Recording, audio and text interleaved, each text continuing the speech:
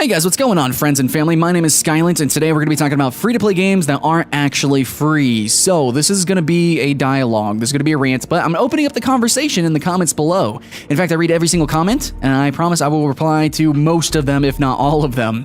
Yeah, guys, so I really need your help. I could maybe have done a top 10 on this, but I think it would have been better to actually do it in this format, because I think it's very personal. I think it depends on how you look at a game, you know, when you play the game, your personal experience with the game. I think it's all something very debatable, and so yeah, let's fucking have a debate. Alright guys, so you probably want to know why Guild Wars 2 is in the background here. If you've been watching me, then you know why. Okay, so I put Guild Wars 2 in the same slot as RuneScape, though, in a top 10 free-to-play MMO list. Now, Guild Wars 2 is a free-to-play MMO. It is an MMORPG, and it is free to play, debatably. So, yeah, it is free. You get the full experience of the base game, but you don't get the expansion. The expansion has some specializations for some classes.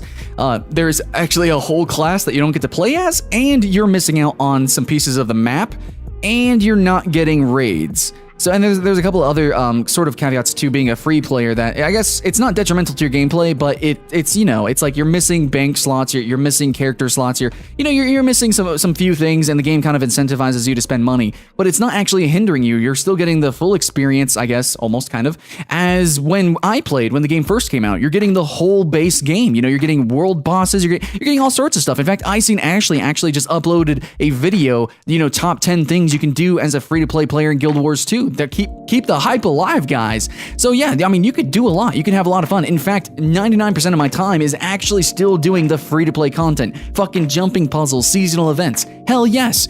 But the entire game, mechanical game, is hidden behind a paywall. And I actually made the mistake of putting it on that list because I thought you could purchase the expansion with in-game currency. Because Guild Wars 2 has this thing where you can turn in-game currency into premium currency if you grind enough. So that's actually good. That's very similar to RuneScape and even World of Warcraft, even though that's, you know, you still got to buy the base game to do that.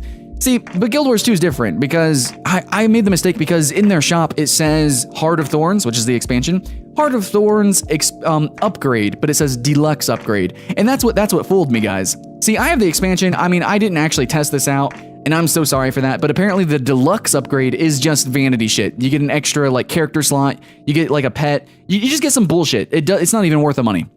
You just get some bullshit, and it totally fooled me. But yeah, as a free-to-play player in Guild Wars 2, you do not have the ability to ever afford or be able to open up the expanded content. So, even though you get a ton, even though you get so much content for free, you're still not getting all of it. So is it really a free-to-play game? In my opinion, I would put Guild Wars 2 as probably the #1 free-to-play game that's not actually free. But I'm not doing a top 10 list here. It's just a conversation. To some people, they would say, yeah, it's like the best free-to-play MMO. And I put it on a bunch of top 10 lists as claiming that. I don't quite disagree, but at the same time, it really depends on your mindset, you know? If you want to be a competitive player with PvP, you kind of want to unlock, you know, all the specialization in the classes. You don't need to, but it would help, you know, it would help. You have one class entirely that you can't play as, so can you really be competitive on a team, you know, without the expansion? What about raiding? A lot of people consider that the end game. You know, that is a PvE competitive element. You can't do that unless you have the expansion. Now, there's going to be a couple of different situations that I want to talk about in some other games, if you will allow me. So here's one example, a game called Heroes of the Storm. It's a game I put pretty highly. I talk about it very highly in a lot of lists. I even streamed it a little bit, did some videos. I had a lot of fun with it. In fact, some videos I did were paid promotions, and I also worked with Attack Gaming. Okay, so this is my specific situation. And I really want to know what you guys think, okay? So my specific situation was Attack Gaming was going to pay me $15 every single video that I did, which would be a first impression on a new character for Heroes of the Storm. And I thought, hell yes, this is a hype new MOBA. I'm enjoying it, actually, and I have an excuse to play the game. And yeah, fuck yeah, dude.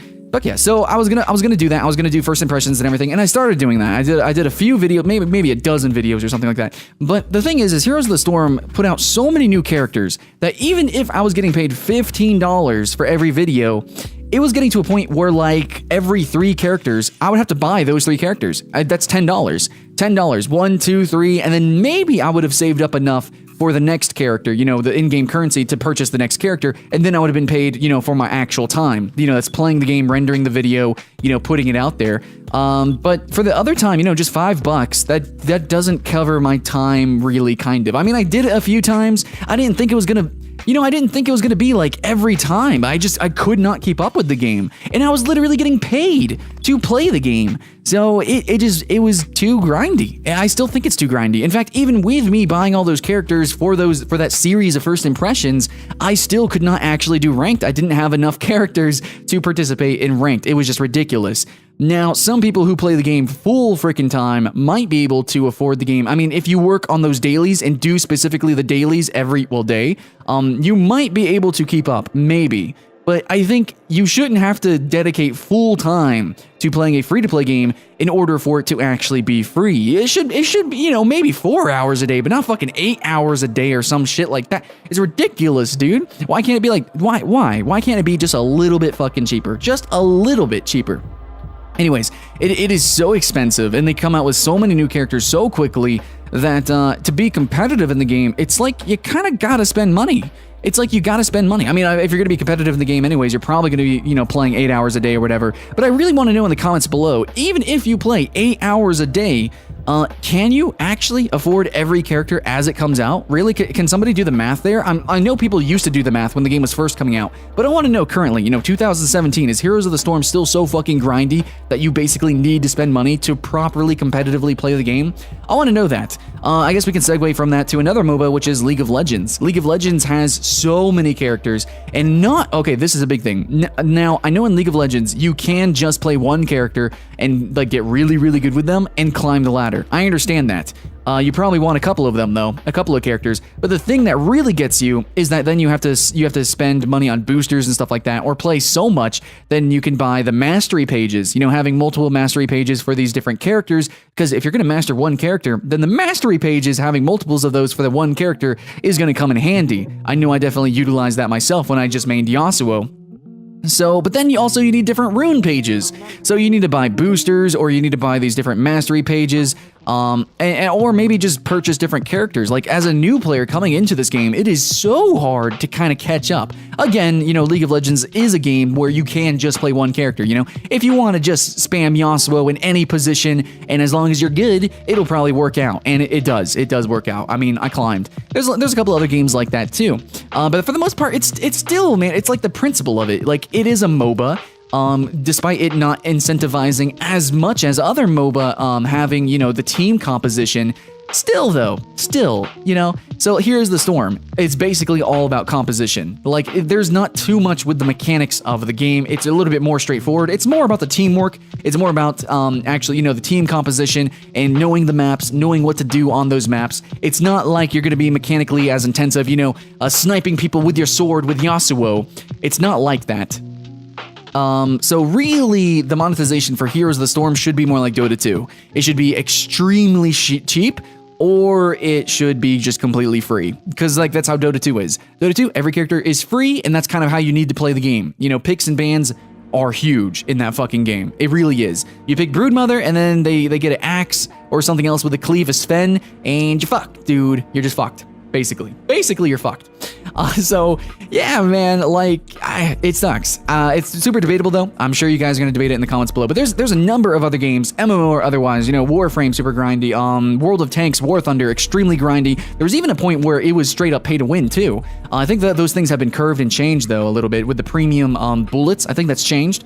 Still though, there's a lot of games out there to where, as a free-to-play player, for you to jump in and play the game at a real level, at a real competent level, how the game is meant to be played, do you have to spend money?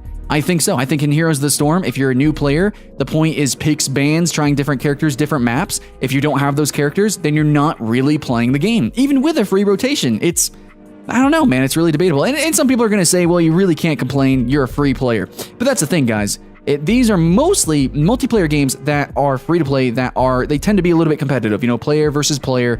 Yeah. So in that environment, you really want free to play players to be on a perfectly, parity level with premium users. The premium users it really should just be cosmetics. That's really how it should be. Because if you allow them to allow boosts, experience boosters and stuff like that, then you're incentivizing. it becomes a giant grind if you want to be a free player. And then if you want to be competitive, eventually it just doesn't feel good. It's not as fun. You're not really playing the game to the truest extent. It's just not real. It's just not a real game to me. It's not a real free-to-play game to me. Now, I'm sure there's a number of games that you guys want to talk about. I know Dragon Nest to an extent with its RNG equipment upgrading thing. Oh, please let me know if that changed, because I know they switched publishers, actually. So please let me know if that changed. Arcade being pay to win, if a game is pay to win, does that mean it's not actually free-to-play because you have to pay money to actually, compete with those guys? So that's almost a little bit like the grindiness. If a game locks content behind paywalls, is it truly free to play? Like Guild Wars 2. Guild Wars 2 is a full game. You're just not getting the expanded content, which kind of almost counts as a second game, but at the same time, not really, kind of, sort of. So please, let me know your thoughts and opinions. I gave you my little rant. Thanks for listening, guys. In the end, I really did hope you had fun. Please keep the hype alive with the likes up and the comments down. Please keep having fun, guys, and I'll see you in the next one.